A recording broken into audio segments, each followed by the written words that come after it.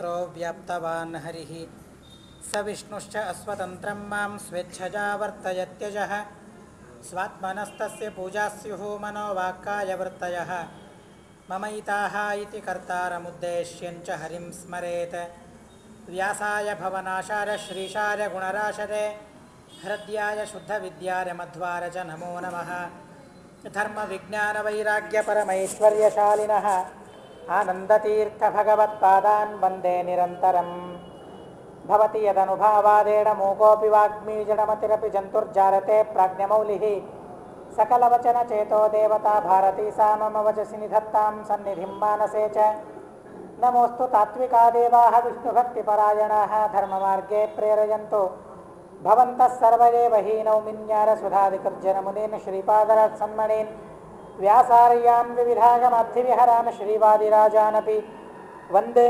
हंसवरान् रघुत्तमगुरून् वैदग्ध्यवाराम्निधीन् श्रीसत्यव्रतराघवेन्द्रमुनिपान् सद्बोधसध्यानपान् सत्याभिज्ञकराब्जोत्थान् 50 वर्षपूजकान् सत्यप्रमोदतीर्थार्यान् नौमिन्यारसुधारतान् बन्धुत्वं गुरुरिष्टदैवतमिति त्वत्पादपङ्केरुहं प्राप्तं मां परिपालयेति सततं याचे निबद्धाञ्जलिः चित्तं मद्गुणदोषचिन्तनविधौ नूनं मनाङ्मा कृताः श्रीसत्यात्मगुरो त्वदङ्घ्रयुगलं हित्वा न मे सद्गतिः मन्मनोभीष्टवरदं सर्वाभीष्टफलप्रदं पुरन्दरगुरुं वन्दे दासश्रेष्ठं दयानिधिम् अज्ञानतिमिरच्छेदं बुद्धिसम्पत्प्रदायकं विज्ञानविमलं शान्तं विजयाख्यगुरुं भजे जलज्येष्ठनिभाकारं जगदीशपदाश्रयं जगतीतलविख्यातं जगन्नाथगुरुं भजे विद्यापीठविधातारं विद्यावारिधिचन्दिरं विद्यार्थिवत्सलं वन्दे महामहिमसद्गुरुं मापादमौलिपर्यन्तं गुरूणामाकृतिं स्मरेत्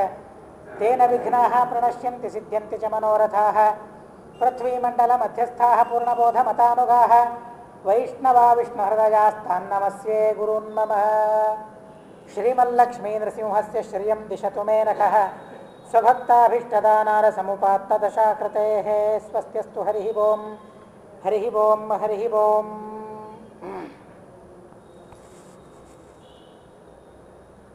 ಭಗವಂತ ಒಂದು ಸಂಕಲ್ಪವನ್ನು ಮಾಡಿಕೊಂಡಿದ್ದಾನೆ. ಯಸ್ಯಾನುಗ್ರಹಮಿಚ್ಛಾಮಿ ತಸ್ಯ ವಿತ್ತಂ ಹರಾಮ್ಯಹಂ ಅಂತ. ಯಾರಿಗೆ ಅನುಗ್ರಹ ಮಾಡಬೇಕು ಅಂತ ಭಗವಂತ ಮೊದಲಿಗೆ ಬಯಸ್ತಾನೆ ಅವರ ಸಂಪತ್ತನ್ನೆಲ್ಲ ಕಸಿದುಕೊಂಡು ಬಿಡ್ತಾನಂತೆ. ಸಂಪತ್ತು ಇಲ್ಲದೇ ಇದ್ದಾಗಲೂ ದರಿದ್ರನಾಗಿ ಇದ್ದಾಗಲೂ ಇದು ದೇವರು ನನಗೆ ದಾರಿದ್ರ್ಯವನ್ನು ಕೊಟ್ಟ, ಬೇಕಾದಷ್ಟು ಒಳ್ಳೆಯ ಕೆಲಸ ನಾನು ಮಾಡಿದ್ರೂ ಸಹ ಭಿಕ್ಷೆ ಬೇಡುವಂತೆ ಭಗವಂತ ಮಾಡಿದ ಅಂತ ಹೇಳಿ ದೇವರ ತಲೆಯ ಮೇಲೆ ಹಾಕದೆ ಭಗವಂತ ಏನು ಕೊಟ್ಟಿದ್ದಾನೆ ಅಷ್ಟರಲ್ಲೇನೆ ಸಂತೃಪ್ತರಾಗಿ ಸತ್ಕರ್ಮಗಳನ್ನು ಮಾಡಬೇಕು ಅಂತ ಹೇಳಿ ಆ ದೇವರು ಕೊಟ್ಟ ಬಡತನ ಅದು ಭಗವಂತನ ಭಜನೆಗೆ ಉಪಾಯವಾಯಿತು ಅಂತ ಹೇಳಿ ಭಾವಿಸುವ ಮಹಾನುಭಾವರನ್ನು ಪರೀಕ್ಷೆ ಮಾಡೋದಕ್ಕಾಗಿ ಭಗವಂತ ಆ ರೀತಿಯಾದ ದಾರಿದ್ರ್ಯವನ್ನು ಕೊಡ್ತಾನೆ. ಈ ಲೋಕದಲ್ಲಿ ನಮಗೆ ಫಲ ಸಿಗುತ್ತದೆ, ಈ ಫಲದಿಂದ ಸಿದ್ಧಾಂತವನ್ನಾಗಲಿ ಅಥವಾ ನಂಬಿಕೆಗಳನ್ನಾಗಲಿ ಮಾಡಿಕೊಳ್ಳೋದಲ್ಲ ಅಂತ ಹೇಳ್ತಾರೆ.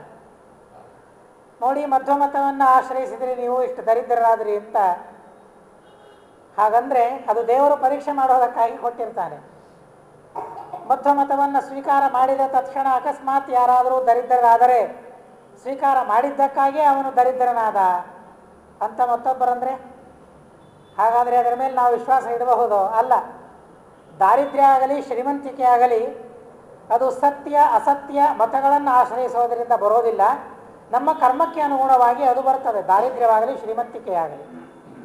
ಭಾರಿ ಶ್ರೀಮಂತನಾಗಿರ್ತಾನೆ, ಏನೂ ಧರ್ಮವನ್ನು ಮಾಡೋದಿಲ್ಲ, ಏನು ಬಂತು ಅವನಿಗೆ ಏನೂ ಬರೋದಿಲ್ಲ. ದರಿದ್ರನಾಗಿದ್ದಾನೆ, ತನಗಿದ್ದಷ್ಟರಲ್ಲೇನೆ ಧರ್ಮವನ್ನು ಮಾಡ್ತಾನೆ, ಭಾರಿ ಪುಣ್ಯಾತ್ಮನಾಗಿ ಬಿಡ್ತಾನೆ ಅವನು. ಅದನ್ನು ತೋರಿಸೋದಕ್ಕಾಗಿ ಎಂಥೆಂಥ ಮಹಾನುಭಾವರಿಗೆ ದಾರಿದ್ರ್ಯವನ್ನು ಭಗವಂತ ತಂದು ಕೊಡ್ತಾನೆ. ನಲನಂತಹ ಮಹಾನುಭಾವ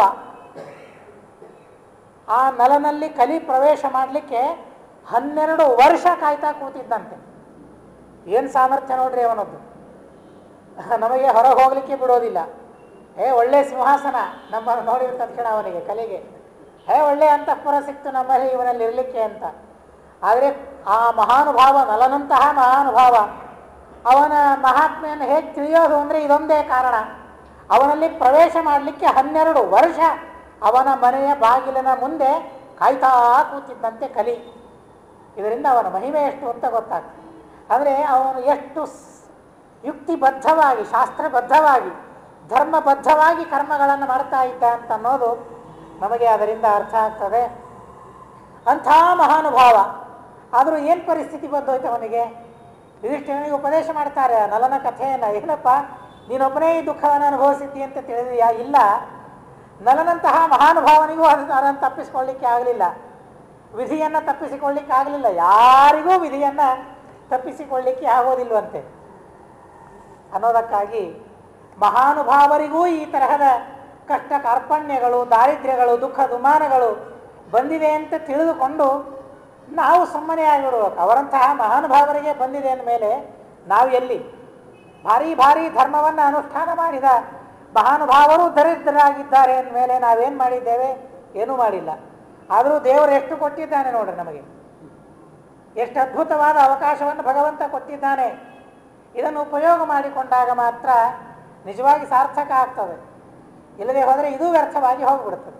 ದೇವರಿಂತಹ ಅದ್ಭುತವಾದ ಅವಕಾಶವನ್ನು ನಮಗೆ ಕೊಟ್ಟಿದ್ದಾನೆ ಅಂತ ನಾವು ತಿಳಿದುಕೊಳ್ಳಬೇಕು. ಆ ರಾಘವೇಂದ್ರ ಸ್ವಾಮಿಗಳ ಬಡತನವನ್ನು ನೋಡಿ ಅಂಥವರಿಗೇ ಬಂದಿದೆ ಅಂದಮೇಲೆ, ಅಂಥ ಭಕ್ತರಿಗೇನೇ ಭಗವಂತ ದಾರಿದ್ರ್ಯ ಕೊಡ್ತಾನೆ ಅಂತಂದ ಮೇಲೆ ದೇವರ ಮುಂದೆ ನಾವೆಲ್ಲಿ? ನಾವು ಯಾರು? ಭಗವಂತನ ಮುಂದೆ ಭಕ್ತರು. ಎನ್ನಂಥ ಭಕ್ತರು ಅನಂತ ನಿನಗಿಹರು, ನಿನ್ನಂಥ ಸ್ವಾಮಿ ನನಗಿಲ್ಲ. ದಾಸರ ಹೇಳ್ತಾರೆ, ನನ್ನಂಥವರು ಎಷ್ಟು ಮಂದಿ ಹೇಳಬೇಕು ನಿನಗೆ? ಎಷ್ಟಂತ ನಿನ್ನ ಹಿಂದೆ ಇದ್ದಾರೆ. ಹೀಗಾಗಿ ನಮಗೆ ದೇವರು ದಾರಿದ್ರ್ಯವನ್ನೇ ಕೊಡಬೇಕು ನಿಜವಾಗಿ. ಆದರೂ ಭಗವಂತ ಐಶ್ವರ್ಯವನ್ನು ಕೊಟ್ಟಿದ್ದಾನೆ. ಇದು ಕೇವಲ ದೇವರ ಕಾರುಣ್ಯ ಅಂತ ಹೇಳಿದ್ರು ಧರ್ಮದಲ್ಲಿ ನಾವು ಪ್ರವೃತ್ತರಾಗಬೇಕು ಅಂತನ್ನೋ ಸಂದೇಶವನ್ನು ನಮಗೆಲ್ಲರಿಗೆ ಭಗವಂತ ಕೊಡೋದಕ್ಕಾಗಿ ಈ ರೀತಿಯಾದ ದಾರಿದ್ರ್ಯವನ್ನು, ಕಷ್ಟವನ್ನು ಮಹಾನುಭಾವರಿಗೂ ಕೊಡ್ತಾನೆ. ದೊಡ್ಡವರಿಗೂ ತಪ್ಪಿದ್ದಲ್ಲ, ನೀವೇನು ಅಂತ ಹೇಳಿ ನಮಗೆ ತಿಳಿಸೋದಕ್ಕಾಗಿ ಭಗವಂತ ಈ ರೀತಿಯಾದ ದಾರಿದ್ರ್ಯವನ್ನು ಪ್ರಾರಬ್ಧ ಕರ್ಮಕ್ಕೆ ಅನುಗುಣವಾಗಿ ಆ ರಾಘವೇಂದ್ರ ಸ್ವಾಮಿಗಳಿಗೆ, ವೆಂಕಟನಾಥಾಚಾರ್ಯರಿಗೆ ನೀಡಿದ್ದಾನೆ. ಆ ದಾರಿದ್ರ್ಯವೂ ಸಹ ದೇವರ ಆರಾಧನೆಗೆ, ದೇವರ ಪೂಜೆಗೆ ಉಪಯೋಗವಾಯಿತು ಅಂತ ಹೇಳಿ ಗಂಡ ಹೆಂಡತಿ ಇಬ್ಬರೂ ಸಹ ದಂಪತಿಗಳು ಯಥಾ ಶ್ರೀಮಂತಿಕೆಯಲ್ಲಿ ಬೆಳೆದವರವರಿಬ್ಬರು. ಆದರೂ ಯಾವಾಗ ದಾರಿದ್ರ್ಯ ಬಂದ ದಾರಿದ್ರ್ಯವನ್ನು ಬೈಕೊಳ್ಳಿಲ್ಲ. ನಾವು ಏನೇ ಸ್ವಲ್ಪ ಹೆಚ್ಚಾದರೂ ಬೈಕೊಂಡ್ಬಿಡ್ತೇವೆ. ಮನೆಯಲ್ಲಿ ಸ್ವಲ್ಪ ಅಡಿಗೆಯಲ್ಲಿ ಉಪ್ಪು ಹೆಚ್ಚಾದರೆ ಸಾಕು, ವಾಸನೆ ಬರ್ತಾ ಇರೋದಿಲ್ಲ, ಆದರೆ ಅನ್ನ ತಳ ಹಿಡಿದಿದೆ ಅಂತ ಗೊತ್ತಾದರೆ ಸಾಕು, ಬೈಲಿಕ್ಕೆ ಶುರು ಮಾಡಿಬಿಡ್ತೇವೆ. ಅಡಿಗೆಯವರನ್ನು, ಹೆಂಡತಿಯನ್ನು ಬೈಲಿಕ್ಕೆ ಶುರು ಮಾಡ್ತೇವೆ. ಆದರೆ ಮಹಾನುಭಾವರು ನಮಗೆ ತಿಳಿಸ್ತಾರೆ, ದೇವರೇನು ಕೊಡ್ತಾನಲ್ಲ ಅದು ನಮ್ಮ ಕರ್ಮಕ್ಕೆ ಅನುಗುಣವಾಗಿ ಭಗವಂತ ಕೊಟ್ಟದ್ದು.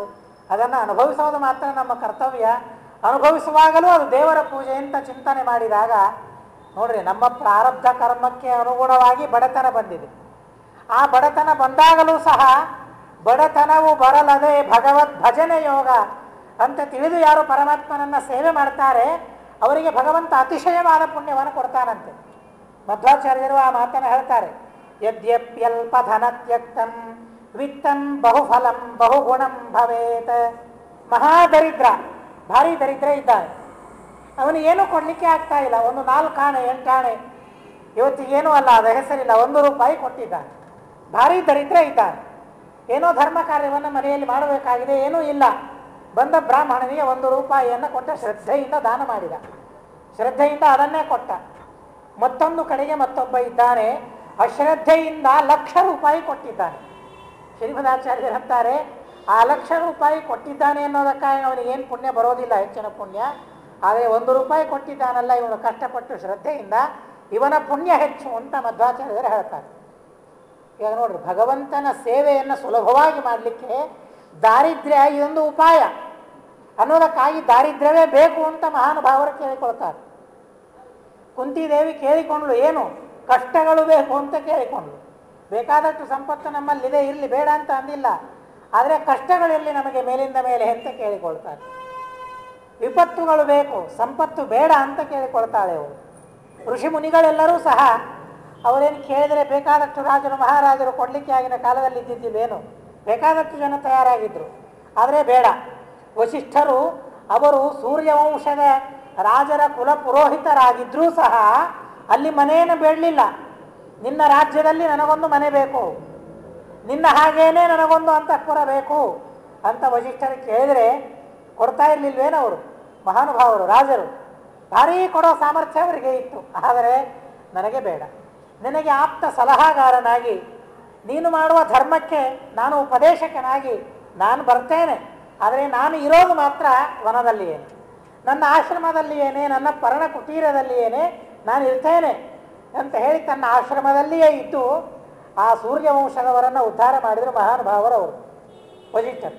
ಕೇಳಿದರೆ ಬೇಕಾದಷ್ಟು ಕೊಡುವ ಸಾಮರ್ಥ್ಯ ಸೂರ್ಯವಂಶದ ರಾಜರಿಗೆ ಇರ್ತಾ ಇತ್ತು. ಎಂಥ ಸಾಮರ್ಥ್ಯ ಅಂದರೆ ರಘುವಂಶದಲ್ಲಿ ಬಹಳ ಸುಂದರವಾಗಿ ಹೇಳ್ತಾನೆ.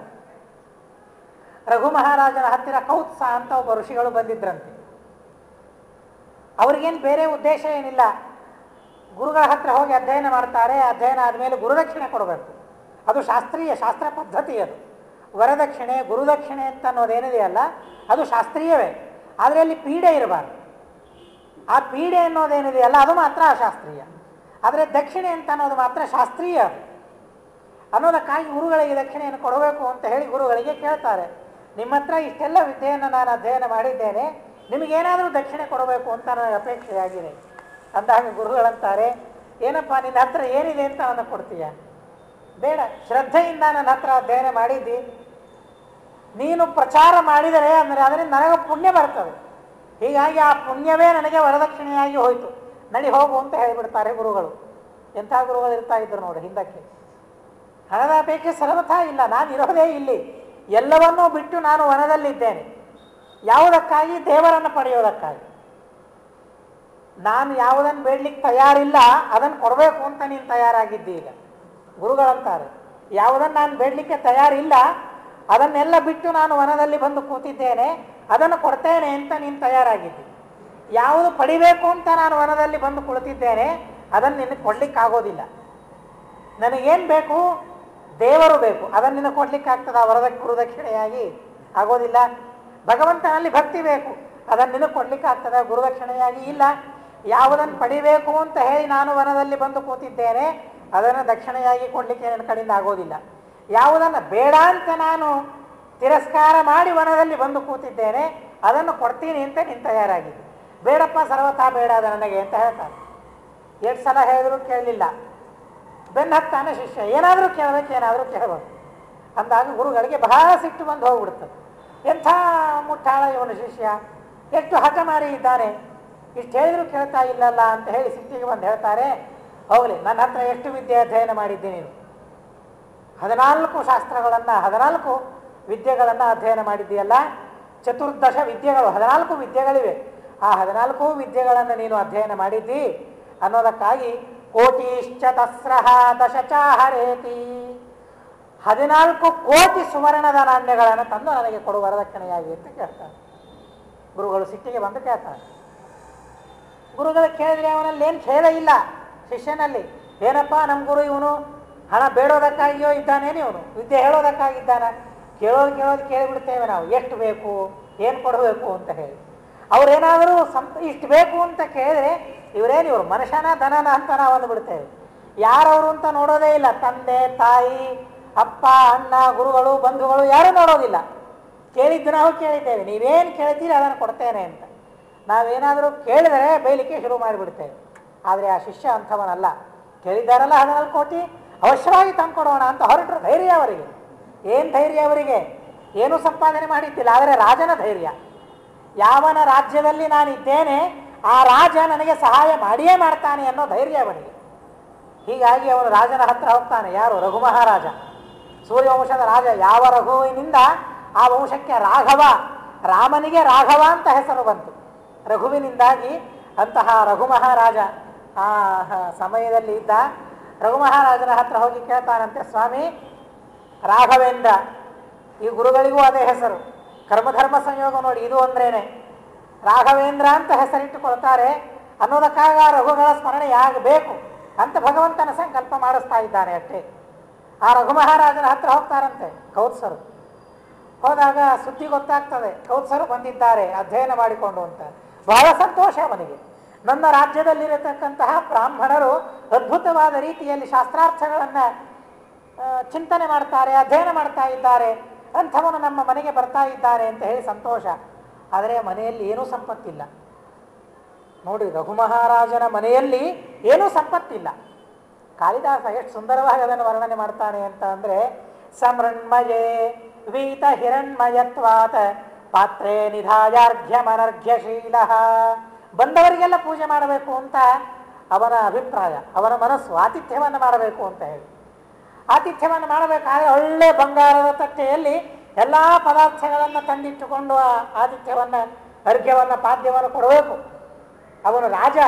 ಆದರೆ ಸಮೃಣ್ಮಯೇ ವೀತ ಹಿರಣ್ಮಯತ್ವಾತ್ ಎಲ್ಲ ಪದಾರ್ಥಗಳನ್ನು ದಾನ ಮಾಡಿಬಿಟ್ಟಿದ್ದಾನೆ, ಸರ್ವಸ್ವ ದಾನವನ್ನು ಮಾಡಿಬಿಟ್ಟಿದ್ದಾನೆ ಮಹಾರಾಜ. ರಾಜನಿಗಾಗಿ ಬೇಕಾದ ಚಿಹ್ನೆಗಳೇನಿರಬೇಕೋ ಅಷ್ಟನ್ನು ಮಾತ್ರ ಇಟ್ಟುಕೊಂಡು ವಿಶ್ವಜಿದ್ಯಾಗವನ್ನು ಮಾಡಿದ್ದ. ಹೀಗಾಗಿ ಸರ್ವಸ್ವ ದಾನವನ್ನು ಮಾಡಿಟ್ಟಿದ್ದಾನೆ. ಮನೆಯಲ್ಲಿ ಬಂಗಾರದ ಪಾತ್ರೆಯೇ ಇಲ್ಲ, ಬಂಗಾರದ ಹೆಸರೇ ಇಲ್ಲ ಮನೆಯಲ್ಲಿ. ಹೆಂಡತಿಯ ಆಭರಣಗಳು, ತನ್ನ ಆಭರಣಗಳು, ಎಲ್ಲ ಆಭರಣಗಳನ್ನು ದಾನ ಮಾಡಿಬಿಟ್ಟಿದ್ದಾನೆ ಮಹಾನುಭಾವ ರಘು ಮಹಾರಾಜ. ಅರ್ಘ್ಯಕ್ಕಾಗಿ, ಪಾತ್ಯಕ್ಕಾಗಿ ಪಾತ್ರೆ ಬೇಕಲ್ಲ, ತಟ್ಟೆ ಬೇಕಲ್ಲ. ಮೃಣ್ಮಯೇ ಮಣ್ಣಿನ ಪಾತ್ರೆಯಲ್ಲಿ ತಂದಿದ್ದಾನಂತೆ. ಮಣ್ಣಿನ ತಟ್ಟೆಯಲ್ಲಿ ಮಣ್ಣಿನ ಮಡಕೆಗಳನ್ನು ಇಟ್ಟುಕೊಂಡು ಅದರಲ್ಲೇನೆ ಅರ್ಘ್ಯಕ್ಕಾಗಿ, ಪಾದ್ಯಕ್ಕಾಗಿ, ಆಚಮನಕ್ಕಾಗಿ ಪುಷ್ಪಗಳನ್ನು ಅದರಲ್ಲೇನೆ ಇಟ್ಟುಕೊಂಡು ತರ್ತಾ ಇದ್ದಾನೆ. ನೋಡಿದ ಕೌತ್ಸ, ಏನು ಪರಿಸ್ಥಿತಿ ಬಂದು ಹೋಯ್ತಿದ್ದು ಅಂತ ಅಂದ್ಕೊಳ್ತಾನೆ ಅವನು. 14 ಕೋಟಿ ಬಂಗಾರದ ನಾಣ್ಯಗಳನ್ನು ಕೇಳೋದಕ್ಕಾಗಿ ನಾನು ಬಂದಿದ್ದೇನೆ, ಇವನೇನಿದು ಮಣ್ಣಿನ ಪಾತ್ರೆಯಲ್ಲಿ ಅರ್ಘ್ಯ ಪಾದ್ಯಾದಿಗಳನ್ನು ತರ್ತಾ ಇದ್ದಾನೆ. ನಾವು ಹಾಗೆ ಮಾಡ್ತಾ ಇದ್ದೇವೆ. ಮನೆಯಲ್ಲಿ ಬೇಕಾದಷ್ಟು ಸಂಪತ್ತು ಇರ್ತವೆ, ಆದರೆ ಸಂಪತ್ತಿರೋದು ಯಾರಿಗೂ ಗೊತ್ತಾಗಬಾರದು ಅಂತ ಅನ್ನೋದಕ್ಕಾಗಿ ನಾವು ತರೋದು. ಸ್ಟೀಲಿನ ಪಾತ್ರೆಯಲ್ಲಿ ಇಟ್ಕೊಂಡು ಬರ್ತೇವೆ ಎಲ್ಲನೂ. ಯಾಕೆ? ಬಂಗಾರದ ಬೆಳ್ಳಿಯ ಪಾತ್ರೆಯಲ್ಲಿ ತಂದರೆ ಕಣ್ಣು ಬೀಳ್ತದೆ, ಓಹೋ ಎಷ್ಟು ಸಂಪತ್ತಿದೆ ಇವರಿಗೆ ಅಂತ. ಬಹಳ ಕೊಡ್ಬೋದು ಅಂತನೋ ಆಸೆಯಿಂದ ಬರ್ತಾರೆ ಬರೋರೆಲ್ಲರೂ. ಬೇಕಾದಷ್ಟು ಸಂಪತ್ತಿದೆ, ಬಹಳ ಕೊಡ್ಬೋದು ಅಂತ ವಿಚಾರ ಮಾಡ್ತಿರ್ತಾರೆ ಎಲ್ಲರೂ. ಯಾಕೆ ಬಹಳ ಕೊಡಲಿಲ್ಲ ಅಂದರೆ ತನಗೆ ತೊಂದರೆ ಅನ್ನೋದಕ್ಕಾಗಿ ನಮ್ಮ ಹತ್ರ ಏನೂ ಇಲ್ಲ ಅಂತನ್ನೋ ಹಾಗೆ ನಾವು ತೋರಿಸ್ಕೊಳ್ತಾ ಇರ್ತೇವೆ. ಆದರೆ ಆ ಮಹಾನುಭಾವ ಅಂಥವನಲ್ಲ. ಕೌತ್ಸನಿಗೆ ಗೊತ್ತಾಗೋಯ್ತು ಏನು ಪರಿಸ್ಥಿತಿ ಅವನಿಗೆ ಬಂದು ಹೋಗಿದೆ ಅಂತ ಹೇಳಿ. ಕೌತ್ಸನಿಗೆ ಕೇಳ್ತಾರೆ ಮಹಾನುಭಾವ, ರಾಜ ಯಾವ ಕಾರಣಕ್ಕಾಗಿ ನೀವು ಬಂದಿದ್ದೀರಿ, ಅವಶ್ಯವಾಗಿ ಅದನ್ನು ಹೇಳಬೇಕು, ನಾನು ಶಿರಸಾಧಾರಣೆ ಮಾಡಿ ಆ ಕೆಲಸವನ್ನು ಮಾಡ್ತೇನೆ ಅಂತ ಅಂದಾಗ ಕೌತ್ಸ ಅಂತಾನೆ, ಇಲ್ಲ, ನನಗೆ ಬೇಕಾದದ್ದನ್ನು ನೀ ಕೊಡೋ ಅವಸ್ಥೆಯಲ್ಲಿ ನೀನಿಲ್ಲ, ಕೊಡ್ಲಿಕ್ಕಾಗೋದಿಲ್ಲ ಅಂತ ಅನ್ನೋದಿಲ್ಲ. ಯಾಕೆ? ಅವನ ಮನಸ್ಸು ನೋಯ್ತದೆ. ರಾಜ ಅವನು ವೈಷ್ಣವ, ಅವನು ಎಂಥ ಭಾವನೆಗಳಿದ್ದು ನೋಡಿ. ರಾಜನ ಮನಸ್ಸನ್ನು ವಹಿಸಬಾರದು, ನಮ್ಮ ರಾಜ ಅವನು. ಹೀಗಾಗಿ ಅವನ ಮನಸ್ಸನ್ನು ವಹಿಸಬಾರದು ಅಂತ ಹೇಳಿ, ಇಲ್ಲ, ನನಗೆ ಬೇಕಾದ ಪದಾರ್ಥವನ್ನು ಕೊಡೋ ಅವಸ್ಥೆಯಲ್ಲಿ ನೀನಿಲ್ಲ, ಸರಿ ಆಯಿತು ಇರಲಿ ಅಂತ ಹೇಳಿ ಸಂತೋಷ ಅವನಿಗೆ. ಸಂತೋಷ ಆಯಿತು, ಇನ್ನೇನು ಹೊರಡಬೇಕು ಅಂತ ಅನ್ನೋ ಅಷ್ಟರಲ್ಲಿ ರಾಜ ಅಂತಾನೆ, ಸ್ವಾಮಿ ನಾನು ಸೂರ್ಯವಂಶದಲ್ಲಿ ಬಂದಿರುವ ರಾಜ, ನನ್ನ ಹತ್ರ ಈಗ ಏನೂ ಇಲ್ಲದೆ ಇರ್ಬೋದು, ಆದರೆ ನೀವು ಕೇಳಿದ್ದು ಕೊಡೋ ಸಾಮರ್ಥ್ಯ ನನಗಿದೆ, ಏನು ಬೇಕು ಹೇಳ್ರಿ ಅಂತ ಅಂತಾನೆ. ಅವನೊಂದು ಮಾತು ಹೇಳ್ತಾನೆ ಅವಾಗ, ಗತೋ ವದಾನ್ಯಾಂತರ ನಿತ್ಯ ಎಮ್ಮೆ ಮಾ ಭೂತ್ ಪರಿವಾದನವಾವತಾರ. ಈ ರಘುವಿನಿಂದ ಈ ವಂಶಕ್ಕೆ ಒಂದು ಕೆಟ್ಟ ಹೆಸರು ಬರಬಾರದು, ಅಪವಾದ ಬರಬಾರದು. ರಘು ಇದ್ದ ಸಮಯದಲ್ಲಿ ಕೌತ್ಸ ಬ್ರಾಹ್ಮಣ ಹೋದ, ಅವನಿಗೆ ಬೇಕಾದ ಪದಾರ್ಥವನ್ನು ಪಡೆಯದೆ ತಿರುಗಿ ಮತ್ತೊಬ್ಬ ರಾಜನ ಹತ್ರ ಹೋದ. ಗತೋ ವದಾನ್ಯಾಂತರ ನಿತ್ಯ ಎಮ್ಮೆ, ರಘು ಮಹಾರಾಜನ ಹತ್ತಿರ ಬಂದು ಅವನಿಗೆ ಬೇಕಾದ ಪದಾರ್ಥವನ್ನು ಪಡೆಯಲಾಗದೆ ಮತ್ತೊಬ್ಬ ರಾಜನ ಹತ್ತಿರ ಹೋದ, ಮತ್ತೊಬ್ಬ ದಾನಿಯ ಹತ್ತಿರ ಹೋದ.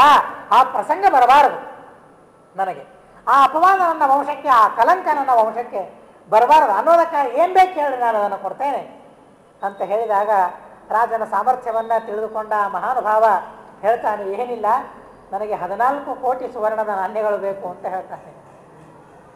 ಹೇಳಿದಾಗ ಕುಬೇರನ ಜೊತೆಗೆ ಯುದ್ಧಕ್ಕೆ ತಯಾರಾಗ್ತಾನೆ. ಇನ್ನು ಎಲ್ಲಿಂದ ತರಬೇಕು ಅಷ್ಟು ಕೋಟಿಯನ್ನು? ಕುಬೇರನ ಜೊತೆಗೆ ಯುದ್ಧಕ್ಕೆ ತಯಾರಾದಾಗ ರಾತ್ರಿಯೋ ರಾತ್ರಿ ಬಂಗಾರದ ಮಳೆಯನ್ನು ಸುರಿಸಿಬಿಡ್ತಾನೆ ಕುಬೇರ. ಬೆಳಿಗ್ಗೆ ತೋರಿಸ್ತಾನೆ, ನೋಡು ಬಂದಿದೆ ತಗೋ ಅಂತ. ಅವನು ಎಣಿಸ್ಕೊಳ್ತಾನೆ, ರಾಶಿ, ಪರ್ವತ ರಾಶಿ ಬಿದ್ದಿದೆ, ಅಲ್ಲಿ ನಾಣ್ಯಗಳ ರಾಶಿ ಬಿದ್ದಿದೆ. ಅದನ್ನು ಎಣಿಸ್ಕೊಳ್ತಾನೆ, 14 ಕೋಟಿ ಎಣಿಸ್ಕೊಳ್ತಾನೆ. ಇನ್ನೂ ಅದನ್ನು ಬಿಟ್ಟು ಬೇಕಾದಷ್ಟು ರಾಶಿ ಇದೆ. ತನಗೆ ಬೇಕಾದಷ್ಟು ತಾನು ತೆಗೆದುಕೊಂಡಿದ್ದಾನೆ, ಹೊರಟು ಬಿಟ್ಟ. ರಾಜ ಅಂದ, ದಯಮಾಡಿ ಅದನ್ನು ಇಲ್ಲಿ ಇಡ್ಲಿಕ್ಕಿಲ್ಲ ಅಂತ ಅಂತಾನೆ ರಾಜ. ಆ ಉಳಿದದ್ದೇನಿದೆಯಲ್ಲ, ಉಳಿದದ್ದು ಸರ್ವಥಾ ನನಗೆ ಬೇಡ ಅದು. ಯಾಕೆ? ನಾನು ನಿಮಗಾಗಿ ಕುಬೇರನ ಜೊತೆಗೆ ಯುದ್ಧ ಮಾಡಿ ಅದನ್ನು ಸುರಿಸಿದ್ದೇನೆ, ನನಗೆ ಬೇಕು ಅಂತ ಅಲ್ಲ, ಹೀಗಾಗಿ ಅದನ್ನು ಒಯ್ಬೇಕು ಅಂತ ರಾಜ. ಇವನು ಬ್ರಾಹ್ಮಣ ಅಂತಾನೆ, ನನಗೆ ಬೇಕಾದದ್ದು 14 ಕೋಟಿ ಮಾತ್ರ, ಅದಕ್ಕಿಂತಲೂ ಹೆಚ್ಚು ನಾನು ಒಯ್ಯೋದಿಲ್ಲ ಅಂತ ಅವನು. ಜನ ನೋಡ್ತಾರೆ, ಜನರ ಕಣ್ಣಲ್ಲೆಲ್ಲ ನೀರು ಬರ್ತದಂತೆ. ಇಂಥ ರಾಜ, ಇಂಥ ಒಬ್ಬ ಬ್ರಾಹ್ಮಣ ಋಷಿ ನಮ್ಮ ರಾಜ್ಯದಲ್ಲಿದ್ದಾರಲ್ಲ, ಇದು ನಮ್ಮ ಸೌಭಾಗ್ಯ ಅಲ್ವೇನಿದು.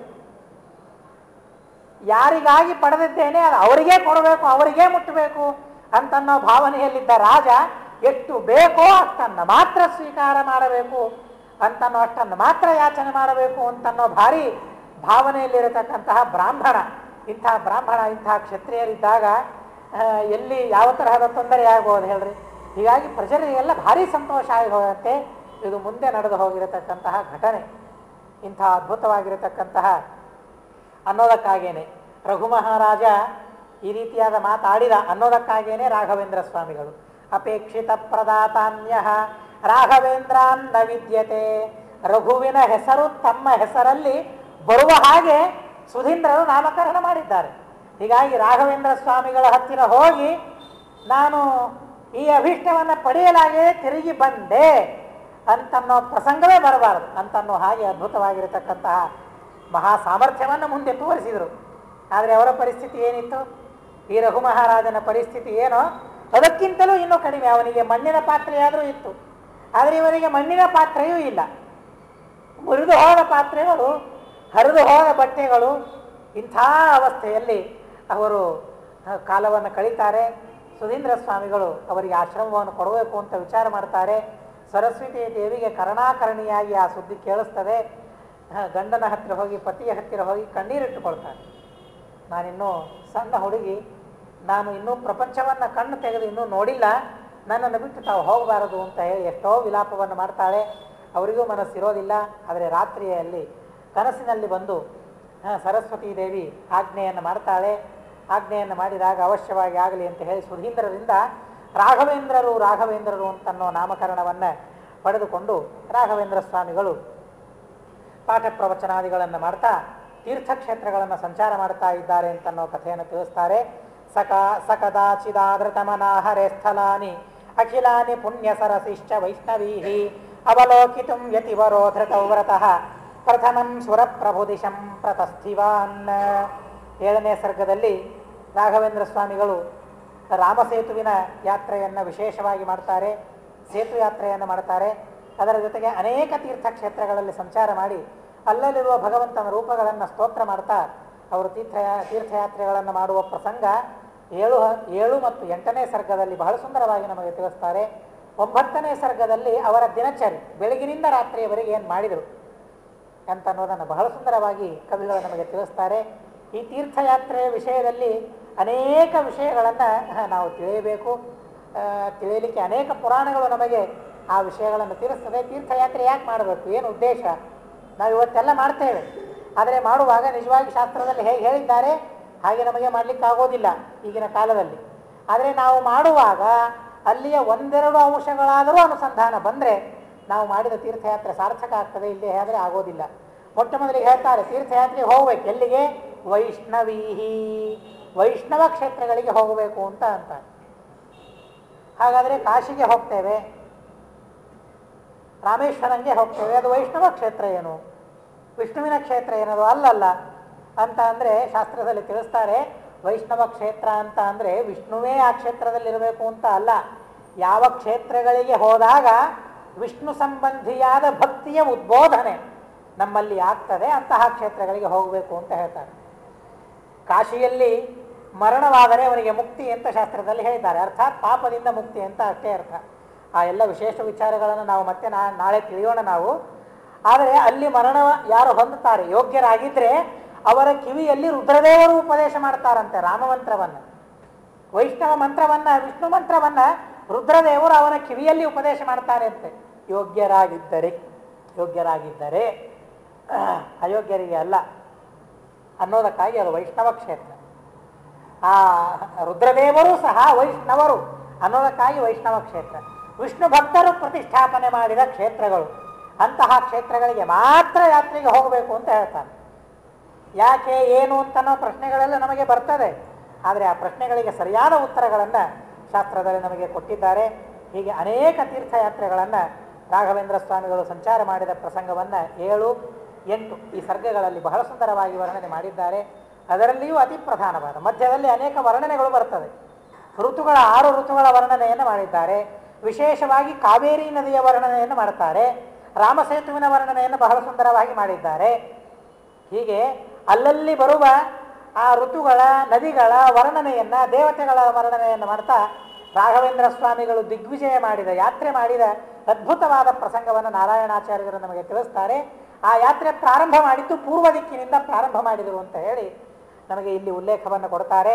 ಪ್ರಥಮಂ ಸುರಪ್ರಭುದಿಶಂ ಪ್ರತಸ್ಥಿವಾನ್, ಮೊಟ್ಟ ಮೊದಲಿಗೆ ಸುರಪ್ರಭುದಿಶಂ, ದೇವತೆಗಳಿಗೆ ಒಡೆಯ ಯಾರು? ಇಂದ್ರ. ಆ ಇಂದ್ರನಿಂದ ಅಭಿಮನ್ಯಮಾನವಾದ ದಿಕ್ಕು ಪೂರ್ವ ದಿಕ್ಕು. ಹೀಗಾಗಿ ಪೂರ್ವ ದಿಕ್ಕಿನಿಂದ ಅವರು ಯಾತ್ರೆಯನ್ನು ಮಾಡಲಿಕ್ಕೆ ಪ್ರಾರಂಭ ಮಾಡಿದರು ಅಂತ ಹೇಳಿ ಅದೊಂದು ಪ್ರದಕ್ಷಿಣೆ. ಪೂರ್ವ ದಿಕ್ಕಿನಿಂದ ಪ್ರಾರಂಭ ಮಾಡೋದು ಮತ್ತೆ ಅಲ್ಲಿಗೆ ಬಂದು ನಿಲ್ಲೋದು, ಇದೊಂದು ಪ್ರದಕ್ಷಿಣೆ ಅಂತ ಶಾಸ್ತ್ರದಲ್ಲಿ ಹೇಳಿದ್ದಾರೆ. ಇದಲ್ಲದೇನೆ ಎಲ್ಲ ದಿಕ್ಕುಗಳಲ್ಲಿ ಪೂರ್ವ ದಿಕ್ಕು ಪ್ರಶಸ್ತ ಅನ್ನೋದಕ್ಕಾಗಿಯೂ ಮೊದಲಿಗೆ ಅವರು ಪೂರ್ವ ದಿಕ್ಕಿಗೆ ಹೋಗಿ ಸಮಸ್ತ ದೇಶಗಳನ್ನು ಸಂಚಾರ ಮಾಡಿ ಬರ್ತಾರೆ. ಯಾವುದಕ್ಕಾಗಿ? ಕೇವಲ ಭಗವಂತನಲ್ಲಿ ಭಕ್ತಿ ಬೆಳಿಬೇಕು ಅಂತ ಅನ್ನೋ ಉದ್ದೇಶದಿಂದ ತೀರ್ಥಯಾತ್ರೆಯನ್ನು ಮಾಡಿದರು ಅಂತ ಅನ್ನೋ ಪ್ರಸಂಗವನ್ನು ನಾರಾಯಣಾಚಾರ್ಯರು ತಿಳಿಸ್ತಾರೆ ಅಂತ ಹೇಳ್ತಾ ಅಸ್ಮದ್ ಗುರುವಂತರ್ಗತ ತಾತ್ವಿಕ ದೇವತಾಂತರ್ಗತ ಭಾರತೀಯ ರಮಣ ಮುಖ್ಯ ಪ್ರಾಣಾಂತರ್ಗತ ಶ್ರೀಕೃಷ್ಣಾರ್ಪಣಮಸ್ತು. ಅಕ್ಷರಂ ಕರ್ಮ ರಸ್ಮಿನ್ ಪರೇ ಸ್ವರ್ಪಿತಂ ಪ್ರಕ್ಷರಂ ಯಾಂತಿ ದುಃಖಾನಿ ಯನ್ನಾಮತಃ ಅಕ್ಷರೋ ಯೋ ಅಜರ ಸರ್ವದೇವಾಮೃತಃ ಕುಕ್ಷಿಗಂ ಯಸ್ಯ ವಿಶ್ವಂ ಸದಾಜಾದಿಕಂ ಪ್ರಣರಾಮೋ ವಾಸುದೇವಂ ದೇವತಾ ಮಂಡಲ ಖಂಡಮಂಡನಂ. ಹರಿ ಓಂ ಹರಿ ಓಂ ಹರಿ ಓಂ.